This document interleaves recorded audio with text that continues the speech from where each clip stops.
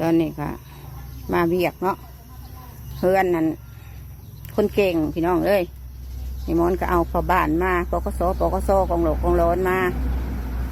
มาหาคนเก่งได้ตอนนี้นะนั่นสิว่าเนี่ยได้หันนี่แหละนี่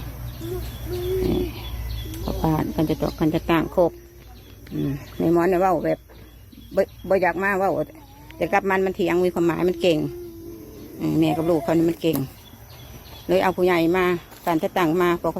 สมากองโหลกกองร้อนมาเบิ่งว่าการประพฤติมันสิบแบบใดถ้ามันตอบมันเถียงมันโตสิสั่งใส่กระลับมือเลยสั่งจับเลยมือนี่ถ้ามันเก่งมันเถียงเนี่ยจัดการมันเลยละมือนี่นะยังฐานเพิ่นยังมาบกครบคณะเพิ่นยังมาบกครบเด้อนี่ก็นั่งมนนั่งอุ่นเข้ามาเนี่ยคันนี่แล้วเดใส่ข้างหน้าน้าสาวเจ้าก็เมย์เจ้าดิน้าสาวเจ้าเบิ้ลนี่เดคือไปใส่อ่อนยอมเขาไทยบไทยอันหุบนี่แม่เอ้ยให้มันบอกมันเขาจักหับมีอย่างก็เยอะในสิ่งที่ว่าเบ้จะให้อภัยหรือบ่ให้อภัยหรือว่าต้องให้อภัยอยู่แล้วแม่ครับขันหักต้องหักต้องให้อภัยน้าสาวใจที่ว่าเป็นขันหักอภัยอยู่แล้วไปต้องหักได้บ่ให้ว่าเด้อมื้อนี้เด้อทาง FC ก็บ่ให้เข้าใจผิดเนาะมื้อนี้เนาะเพราะว่าทางลูกและหลานแล้วก็แม่เฒ่าก็ได้มาปรึกษาหารือว่าตกลงเห็นดีกันปรับความเข้าใจนำกันแล้วเด้อได้ล่วงเกินได้ผิดพลาดไปแล้วสิ่งใดเว้าผิดกะทางลูกเพิ่นต้องเต็มใจแหละเต็มใจขอโทษเอาเด็กเขาเจ้าขอขมาเหรอสิ่งใดผิดตัวใดกะขอโทษขออภัยนำกันนาสาวว่าเบิร์ดลูกตัวนี้ฮะขอที่พิษนาสาวพิษกันเลย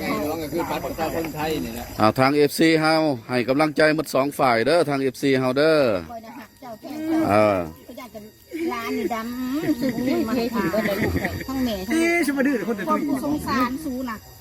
สู้คนมาเว้าเสียน้ำใจกูตื่นแล้วอยู่ในกินแพงแพงใหญ่แพงร้านไหนกินน้ำเห็นว่ามาถ่ายคลิปแล้วลูกมันเป็นยังจะมาบอกว่าเขาไม่ได้สนใจมาบุ่งในกับพวกเขาเองอันนี้เขาพยายามเพราะว่า FC เฮาเขายังสิได้ติดตามเฮาอยู่เจ้าเครียดยังกับน้าสาวมันต้องว่านะมันสิพิษกันไปมันเล่าความในใจมันขอโทษพ่อมันต้องเล่าอันนั้นมีแต่ขอโทษขออภัยกันแล้วก็แล้วขอขมาเนี่ยขอขมาไม่ต้องขอโทษไปมันสิมันละยายไปเนอะมันกับมันละยายไปเลยเขาขอโทษเจ้าเด้อเล่ารอดไปเลยครับทั้งสองคนไปนี่เขาสิบเฮ็ดอีกแล้วสิเขาเจ้าแล้วผิดเด้อมาขอขมาเจ้าเกี่ยวเหตุผิดไปสิ่งที่ว่าได้ล่วงเกินไปก็ขอโทษขออภัยน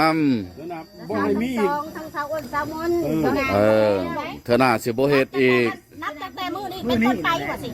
นับแต่มื้อนี้เป็นต้นไปสิบ่เฮ็ดให้สิบ่เฮ็ดอีกแล้วถ้าเฮ็ดอีกแล้วถ้ามีอีกสาเหตุจะได้เว้าเองเป็นสอนคำเว้า